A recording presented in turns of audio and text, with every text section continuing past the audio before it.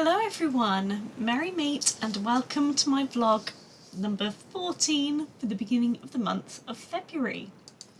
Now obviously beginning of February we have the lovely pagan festival of Imbolc, or Imbolc as some people call it, meaning in the belly, and it's a really lovely festival celebrating the first signs of spring. Spring isn't quite here yet, but the days are definitely starting to get longer. They're beginning to get snowdrops outside, the daffodils are just poking their heads through the ground, and it's a really lovely time of the year. The goddess is in her maiden aspect. We often celebrate the goddess Bridget at this time of year, so on my altar you'll see a St. Bridget's cross, or Bridget's cross, that I've made with my daughter 1 or 2 years ago now, using pipe cleaners. It was a lovely activity for her to do, to get involved and to make something for our altar.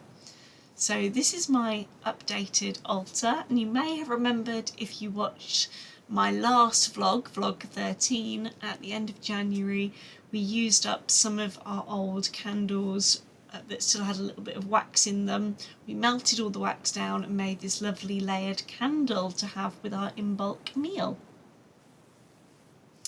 As it's a new month, obviously I'm setting up my bullet journal for the month of February. Now normally I'm not much of like a girly girl, and I don't usually go for like lots of hearts everywhere, but this year, like the last few years, they've been really quite difficult for me, quite tricky for a whole number of reasons. I've lost a lot of people who are close to me. I've had a few difficult periods to negotiate. So this year, and particularly the month of February, I really want to focus on that self-love, that self-care. So I decided to go all out with this bullet journal spread and sort of really layer on the hearts and go down a little bit of a sort of a cutesy self-love, self-care vibe.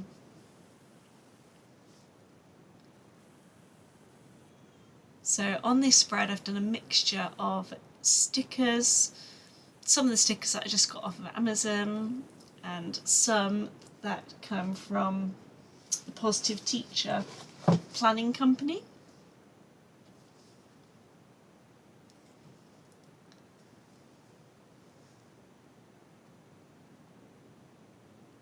Lovely sticker with it, looks like a great big hunk of rose quartz there. Nice little bubble bath, just a reminder to take things easy, do a little bit more self-care. You'll see later on as well I've started a self-care journal, there'll be more on that later. Just really need to start looking after myself more and just celebrating the positives in life. You know, we can get so caught up on things that haven't gone the way we'd hoped or not the way we wanted, and you know, it's so important to live in gratitude and to really appreciate the things that you do have.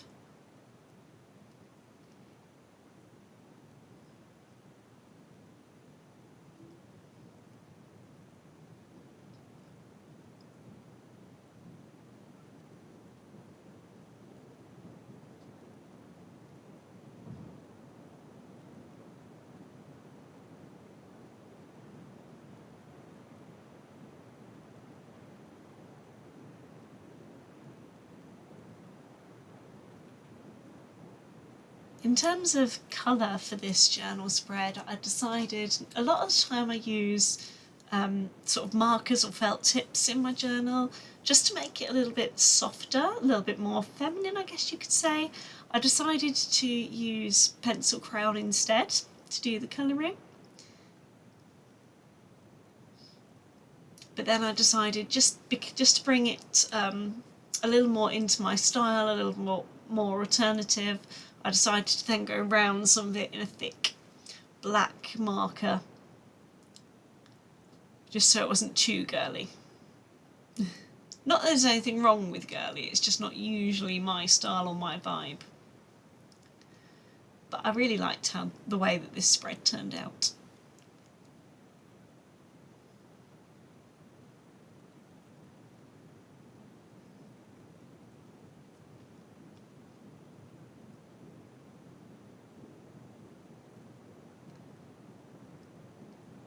I decided to do all of the dates, all the numbers for the days of the week in little tiny hearts in the bottom of the boxes.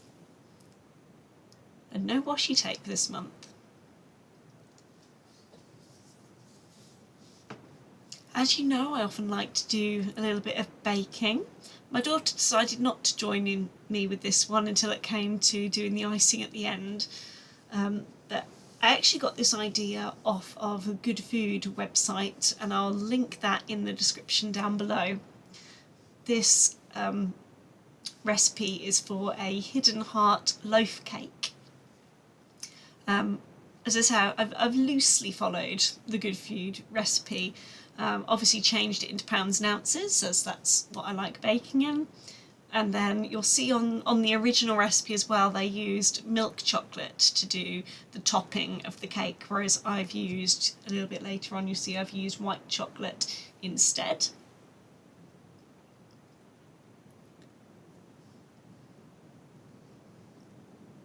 It's pretty much similar to other sponge cakes that I've made.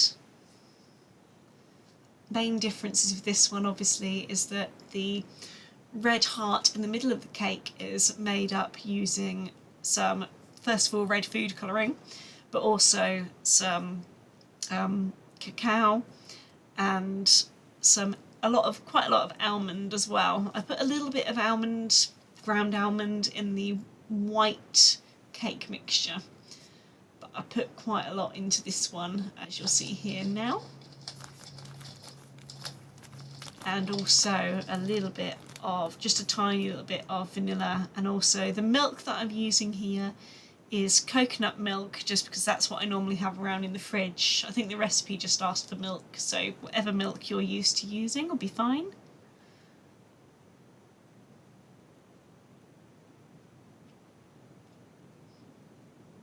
I'm sure it's not just me, but red food colouring always just looks like blood, doesn't it? Whenever you try and mix it in.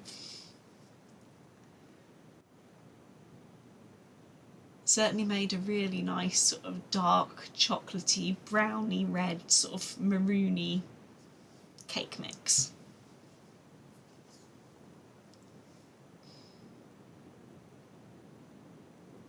Just folding it all together. As my mum always taught me when I was little, around the outside and down the middle, round the outside and down the middle, and then just move the bowl around a little bit as you're doing it. Just fold it all in nicely. Decided it needed a little bit more red food colouring.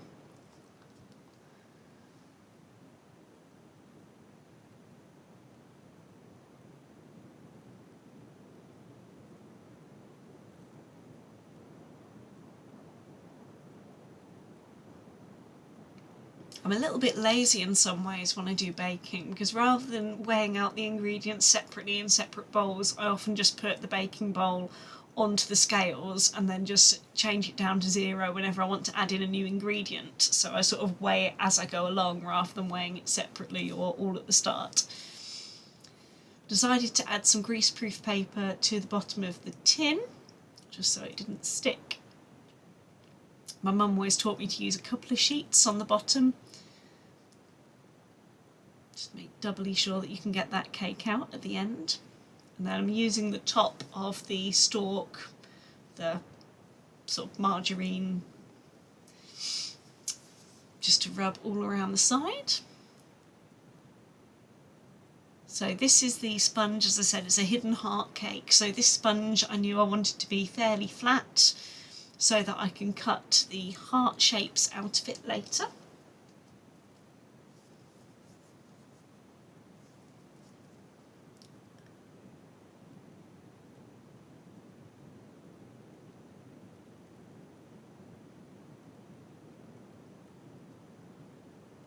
While you're watching this, I'll also tell you about a lovely retreat that I went on, actually on Imbolc, on the 1st of February.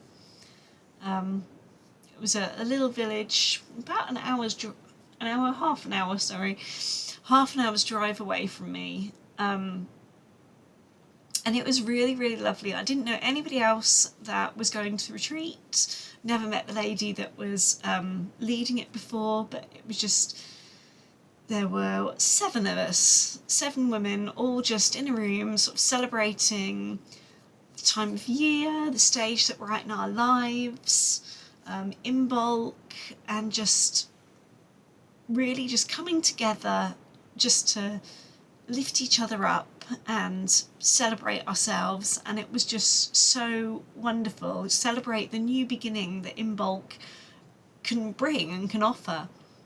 And yeah, it was really nice, and it was lovely for me to step out of my comfort zone as well, because I do actually have moderate hearing loss, and I also, not many people know this because I'm quite good at hiding it, although how much longer I can hide it I don't know, but I do also have a little bit of alopecia. It runs in my family.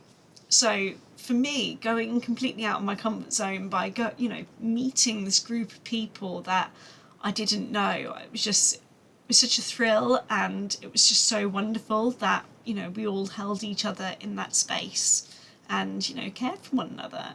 And that's one of the lovely things actually about the pagan community, that it doesn't matter who you are or where you're from, we all unite, and it's just a wonderful sense of community, wonderful feeling. So as you can see, the only thing that I really regretted with this cake was not making a little bit more of the white cake mixture. Again, it was just ordinary sponge, but I did struggle to sort of cover the hearts. I put them in the freezer for a little while I made the white cake mixture, and then got the hearts back out again and covered it with the white cake mixture before putting that back in the oven. This is the next day now that I decided to make the topping.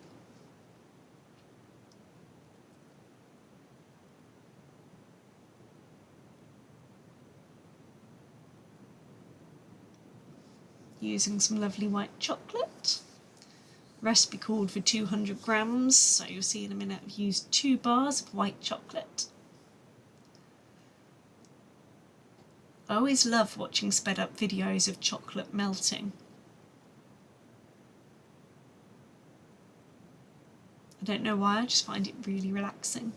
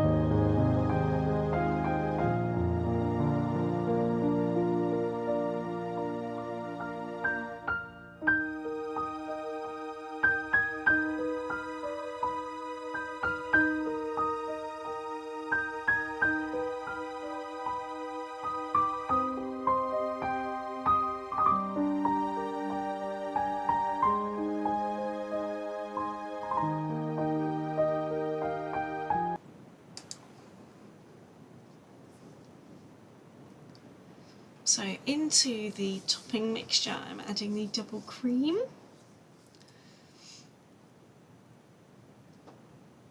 And just mixing that all in together to make the topping.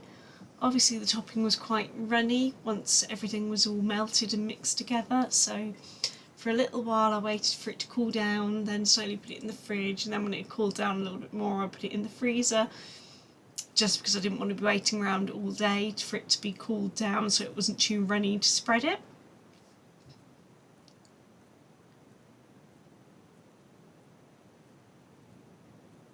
So you'll see when it's cooled a little bit, it looks, it's quite yellow there, but it looks a lot lighter once it's cooled down.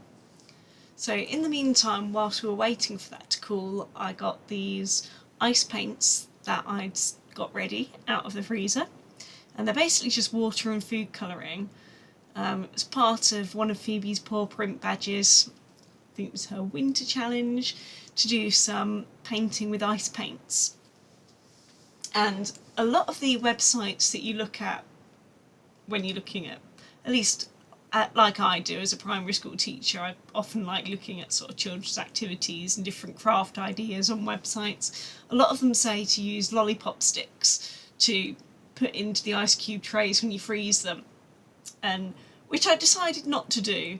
And then my daughter obviously got hold of the ice paints and started complaining because her hands were really cold. So you'll see here she went and washed them and then got some kitchen roll to help her hold them and pick them up when she was doing her painting. Even then she was still sort of like, oh no, my hands are getting really cold. So she's done a little bit of painting here, and then I decided to do a bit of a painting. Mine's sort of like a bird flying out of sort of flames, and then in a little while you'll see I surrounded it with sort of hearts to tie it into Valentine's. It's quite fun. It was a different way of painting, something I hadn't tried before. Very easy to set up, as I say, just water and food colouring. You can try different colours.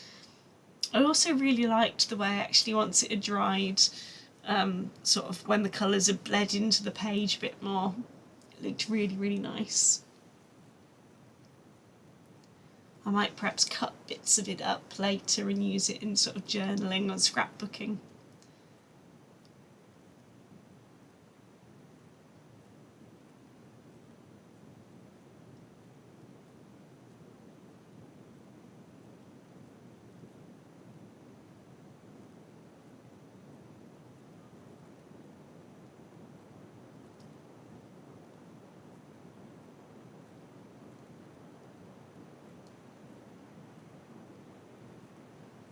So here is the topping once it's come out of the freezer. As I said, it wasn't in there ages, but it was just long enough.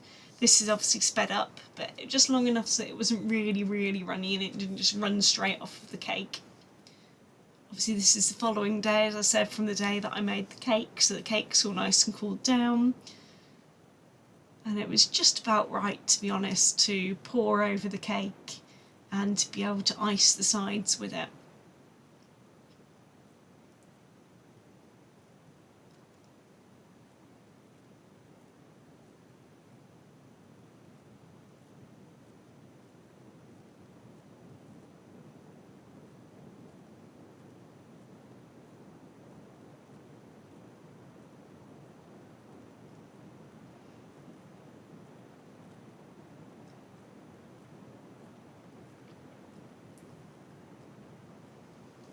I should probably have mentioned this at the start as well. If you're wondering or thinking that my voice sounds a little bit croaky, I have been full of cold the last few days. So I'm slowly recovering though, it's just a seasonal cold.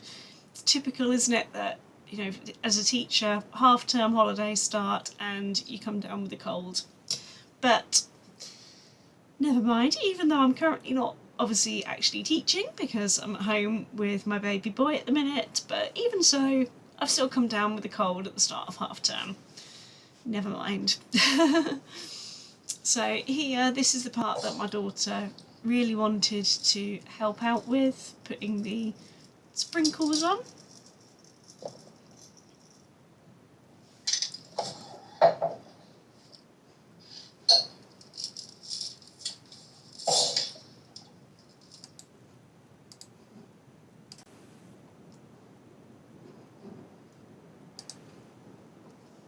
She was very enthusiastic with putting the sprinkles on, sort of trying to encourage her to sprinkle them over the top of the cake.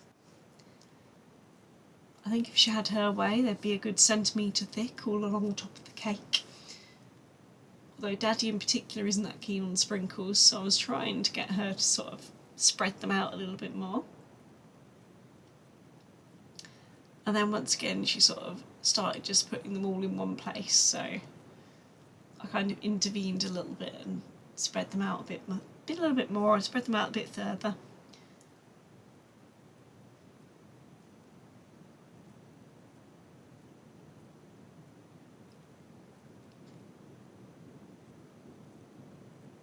All in all, I was really pleased with how it turned out, but obviously you never know what the inside of the cake is going to be like until you cut into it. And I was really hoping that the red heart would sort of show through with each slice.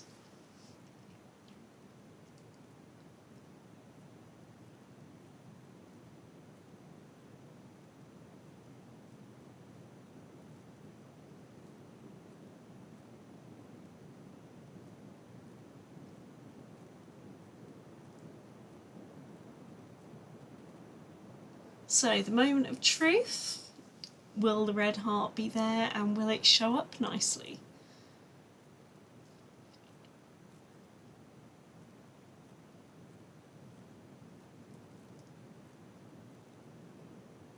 And I'm really pleased to say that yes, it did, and the cake tasted really nice as well. So up next, this is some video clips of a coat that I actually brought from a charity shop, or thrift shop as you call them in America, and it was really cheap actually. It was a Jojo Mam and Beeb, and it was only about £6–7. The only thing was, I absolutely loved the buttons on it, but I realised it was missing a button right at the bottom of the coat, although it still had both of the buttons on the cuffs. So I took the buttons off the cuffs and sewed one of those on where the button was missing at the bottom at the front of the coat. And then I bought two sort of similar metal buttons, similar but obviously different, slightly bigger and a different design on them, to put on the cuffs, because I thought no one's really going to notice if the buttons on the front of the coat don't match the cuffs, or if they do, they need to get a life, quite frankly, if they're looking that closely at someone's coat. But yeah, so this is when it was all finished with all the lovely matching buttons at the front. As I say, I really like them, they're really cute. They've sort of got this sort of patterns with little, almost like little hearts on them as well, which is really lovely. And then these are the two buttons, one on each cuff. As you can see, they're a bit of a different design, but from a distance I don't think anybody's going to notice. So I'm really pleased that I got another lovely warm winter coat for a fraction of the price. So as I mentioned earlier, I've been really trying to ramp up the self-care, and this is a journal that I brought that is specifically to help me do that. It's from Clever Fox, and it is the Self-Care Journal. And this is some of the literature and some of the ideas and examples that come with it. I've gone for a sort of a lovely earthy, sort of browny, terracotta earthy colour. And then, so at the beginning, it's not quite a year's worth, but you get a few months worth of sort of overviews. So you've got like a monthly calendar, goals for the month, and sort of different areas of your life and how you feel that they're going. And then you've got sort of daily spreads. So you can put sort of your to-do lists and focus on what you're going to do for self-care each day, what your water intake is, fruit and veg and things. And then at the end of the week, you've got weekly reviews and weekly exercises to really sort of hone in on what's important to you, what you want to spend your time doing, how you feel about your life. And it's really helping me to focus more on myself and take care of myself. during the full moon this month, I did an oracle reading. I decided to go to bed early and do an oracle reading, and it was interesting actually that the card that I picked was air magic, to focus on the element of air and really sort of speaking my truth. And as a Gemini, I'm actually an air sign, so I thought that was really interesting that the cards were telling me that that is what I need to try and focus a little bit more on. So yeah, hopefully in my next vlog as well, there'll be some more ideas for self-care activities. I hope that you have enjoyed watching this vlog and it's given you a few ideas of things that you can do, and I'll see you in the next one. Blessed be.